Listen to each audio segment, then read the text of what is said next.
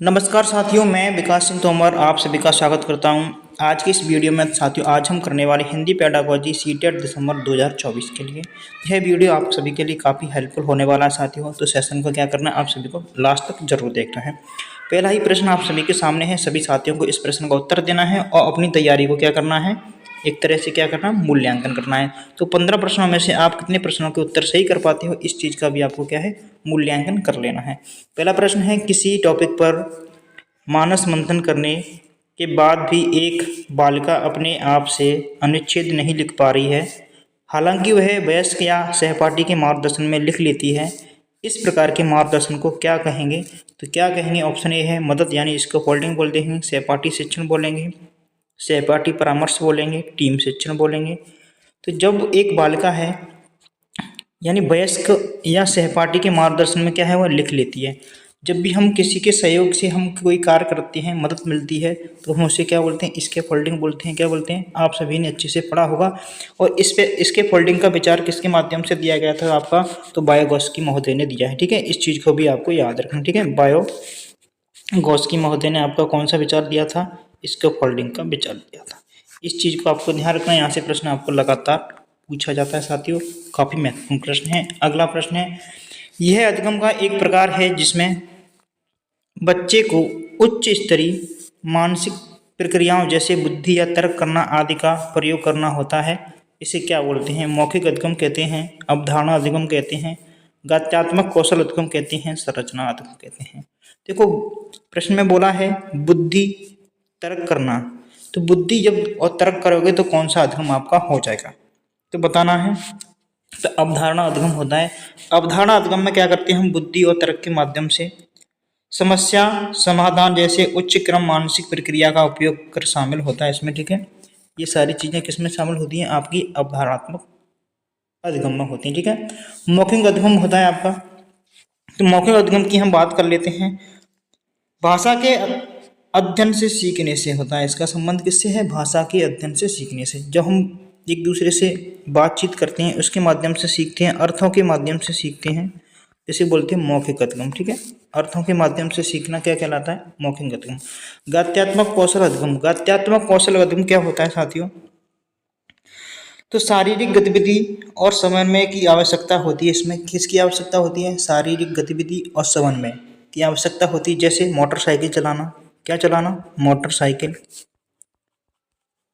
तो मोटरसाइकिल चलाना, टाइपिंग करना, ये सारी चीज़ें आपकी किसके अंदर आती हैं, गत्यात्मक कौशल के अंतर्गत साथियों आ जाती है। ठीक है, इस भी चीज़ को क्या है आपको याद रखना है। तो इसका जो राइट आंसर है ऑप्शन आपका बी एकदम से क्या हो जाता है साथियों, करेक्ट आंसर हो जाता है। ठीक है, नेक्स्ट प्रश्न पर चलते हैं। ये रहा आप सभी के सामने, सभी साथियों को इसका उत्तर देना है। आप हिंदी भाषा की अध्यापका हैं, आप शिक्षक बनने जा रहे हो साथियों, तो खुद से ही सोचा जो भी प्रश्न आपके सामने आता है स्वयं शिक्षक होकर ही आप सोचा करें। ठीक है साथियों, तो हिंदी भाषा अध्यापक हैं और आपकी नियुक्ति पंजाब के किसी प्राथमिक विद्यालय में होती है। अब चूंकि आप स्थानीय भाषा नहीं जानते हैं तो आपको क्या करना आवश्यक है, क्या करना चाहिए बताइए। ऑप्शन ए है, किसी हिंदी भाषा क्षेत्र में स्थानांतरण के लिए आवेदन कर देना चाहिए, बच्चों की भाषा को एक संसाधन के रूप में इस्तेमाल करना चाहिए और शिक्षण आरंभ करना चाहिए, अंग्रेजी में संप्रेषण करना चाहिए, समुदाय को हिंदी सीखने के लिए प्रेरित करना चाहिए। बताइए साथियों, क्वेश्चन नंबर 3 का राइट आंसर क्या हो जाएगा। तो साथियों इसका जो राइट आंसर होगा वो हो जाएगा ऑप्शन आपका 2 एकदम से करेक्ट आंसर हो जाता है। भाषा को एक संसाधन के रूप में इस्तेमाल करना चाहिए और शिक्षण आरंभ कर देना चाहिए। ठीक है साथियों, ऑप्शन आपका 2 विकल्प एकदम से करेक्ट साथियों आंसर हो जाएगा।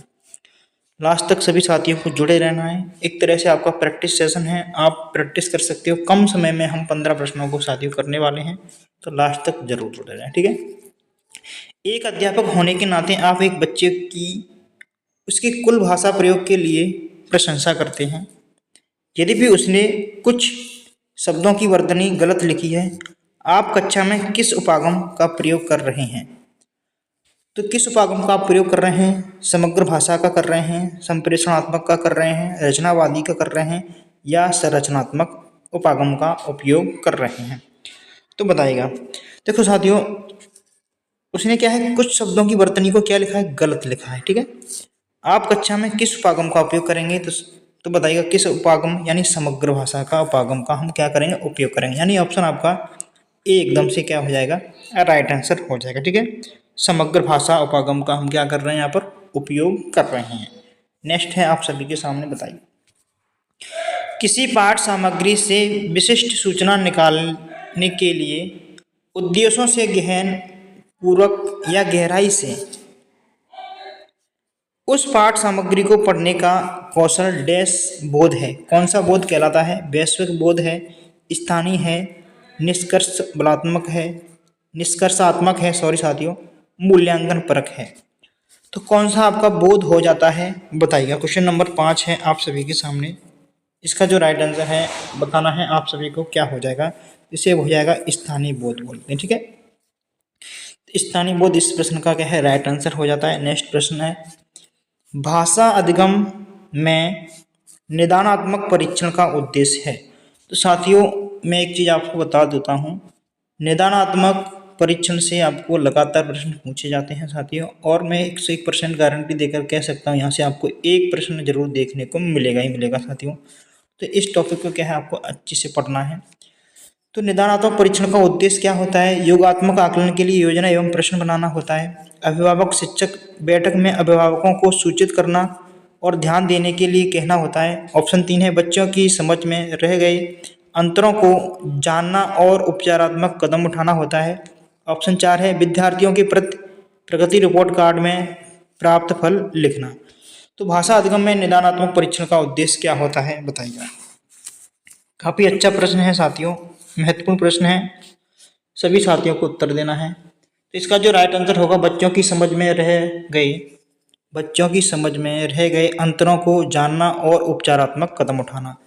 ठीक है, देखो जब निदानात्मक की बात की जाती है तो निदानात्मक आपको कभी देखने को मिलेगा, तो वहाँ पर आपको उपचारात्मक भी साथ में ही देखने को मिलेगा। ठीक है, तो यहाँ से आप इस तरह से भी आप क्या है की पॉइंट को पकड़ करके आप आंसर दे सकती हो। ठीक है, तो बच्चों की समझ में रह गए अंतरों को जानना और उपचारात्मक कदम उठाना, इसका जो है राइट आंसर हो जाएगा। ठीक है, तो साथियों आपको क्या करना है, अभी तक आपने हमारे चैनल को सब्सक्राइब नहीं किया है, चैनल को हमारे सब्सक्राइब जरूर कर लेना है, बेल आइकन को दबा देना। ठीक है साथियों, और पीडीएफ के लिए आपको हमारे टेलीग्राम चैनल को ज्वाइन करना है। यहाँ पर आपको क्या है पीडीएफ मिल जाएगी। साथ में यदि आपको क्विज वगैरह करने हैं तो क्विज करने के लिए आपको क्या करना है, तो क्विज करने के लिए आपको V4 स्टडी चैनल को क्या है ज्वाइन कर लेना है टेलीग्राम पर। यहाँ पर आपको क्या है बहुत सारी क्विज यानी सीटेट, एमपीटेट, रीट से संबंधित आपको करवाई जाती हैं। वहाँ पर जाकर के आप क्या कर सकते हो, अपनी प्रैक्टिस कर सकते हो और अपने दोस्तों के साथ में अपने प्रश्नों की क्या है डिस्कस कर सकते हो। ठीक है साथियों, तो नेक्स्ट प्रश्न आप सभी के सामने है, बताइएगा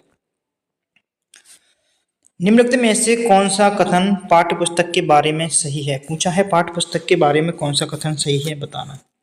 तो कौन सा कथन आपका सही हो जाता है, तो कौन सा सही हो जाता है आपका। ऑप्शन 1 है पाठ्य पुस्तक अध्यापक और विद्यार्थियों के लिए एकमात्र महत्वपूर्ण सामग्री है। विकल्प 2 है आपका यह पाठचर्या में उल्लिखित उद्देश्यों प्राप्त करने में मदद करती है। यह सत्र के शैक्षणिक गतिविधियों की योजना है। पाठ्य पुस्तक का स्थान कोई दूसरा नहीं ले सकता। क्या होगा इसका राइट आंसर, तो साथियों इसका राइट आंसर होगा यह पाठचर्या में उल्लिखित उद्देश्यों को प्राप्त करने में मदद करती है। क्या करती है साथियों, मदद करती है। यानी तो पाठ्य पुस्तक के बारे में कौन सा कथन सही है, यह क्या करती है पाठचर्या में उल्लिखित उद्देश्यों के बारे में क्या करती है, हमें मदद करती है। ठीक है, एकमात्र साधन नहीं होगा साथियों, इस चीज़ को भी ध्यान रखना है। ये सत्र के लिए शैक्षणिक गतिविधियों की योजना है, ये भी नहीं होगा और आपका ये भी नहीं होगा। तो राइट आंसर कौन सा होगा, राइट आंसर आपका ऑप्शन 2 एकदम से हो जाता है। नेक्स्ट है निम्नलिखित में से कौन सा कक्षाई अभ्यास विद्यार्थियों में मौखिक भाषा के विकास में मदद करेगा। तो कौन सा अभ्यास मदद करेगा, अध्यापक के साथ पाठ सामग्री का संवेद पठन। ऑप्शन 2 कविता को कंठस्थ कर लेना, बाद में कविता का संवेद गायन करना, रोल प्ले में भाग लेना, नए या अपरिचित शब्दों के सही उच्चारण का अभ्यास कराना। तो कौन सा सही हो जाएगा, पूछा है विद्यार्थियों में मौखिक भाषा के विकास के लिए। हम बच्चे का क्या है मौखिक भाषा का विकास करा रहे हैं, तो कैसे पाठ सामग्री करवाएंगे, नहीं करवाएंगे, कंठस्थ करवाएंगे। कंठस्थ की तो कभी हम बात करेंगे ही नहीं साथियों। नए या अपरिचित शब्दों से ये भी आपका गलत हो जाएगा। तो रोल प्ले, हम क्या करवाएंगे, रोल यानी अभिनय करवाएंगे बच्चे से। जब बच्चा अभिनय करेगा, खुद के द्वारा रोल प्ले करेगा तो खुद से सीखेगा, ठीक है साथियों। सीखेगा तो मौखिक भाषा में क्या होगा, उसे विकास होगा, ठीक है। तो ऑप्शन आपका 3 एकदम से करेक्ट आंसर हो जाएगा। नेक्स्ट है, जब हम यह कहते हैं कि भाषा यादृच्छिक है तो इसका तात्पर्य है, इसका तात्पर्य क्या हो जाता है बताना है। भाषा के शब्दों और उसके अर्थों के बीच अंतर्निहित संबंध, शब्दों और उसके अर्थों के बीच संबंध किसी ठोस कारण पर आधारित, ना कि बस यूं ही। ऑप्शन 3 है, भाषा के शब्दों और उनके अर्थों के बीच किसी प्रकार का अंतर्निहित संबंध नहीं। ऑप्शन 4 है, भाषा पहले से निर्धारित सिद्धांतों का पालन करती है।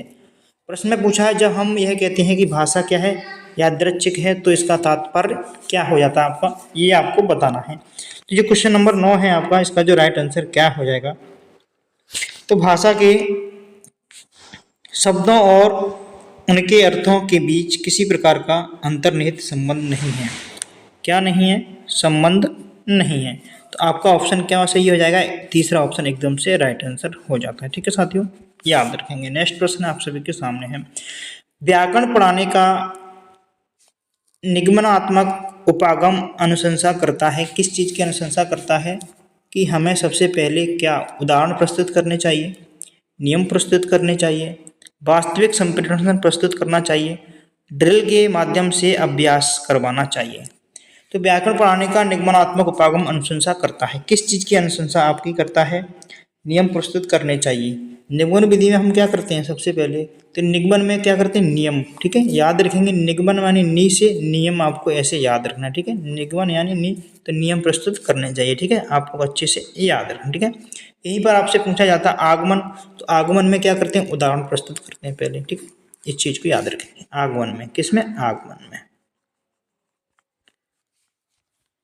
दोनों चीज़ों को आपको क्या है अच्छे से याद रखना। निगमन की बात करते हैं तो नियम प्रस्तुत करने चाहिए, आगमन की बात करते हैं पहले हम क्या करते हैं, उदाहरण देते हैं, फिर उसके बाद में नियम बनाते हैं, ठीक है साथियों। इन चीज़ों को आपको क्या है अच्छे से याद रखना है। क्वेश्चन नंबर 11 है, तथ्यों से कहीं आगे जाकर अनुमान लगाने का तरीका है। जब हम तथ्यों से आगे जाकर के क्या करते हैं, अनुमान लगाते हैं, तो ये तरीका कौन सा है, व्याख्या करना है क्या, विश्लेषण करना है, निष्कर्ष निकालना है, पाठ सामग्री का विस्तार। क्या हो जाता है, इसका जो राइट आंसर बताना है सभी साथियों को।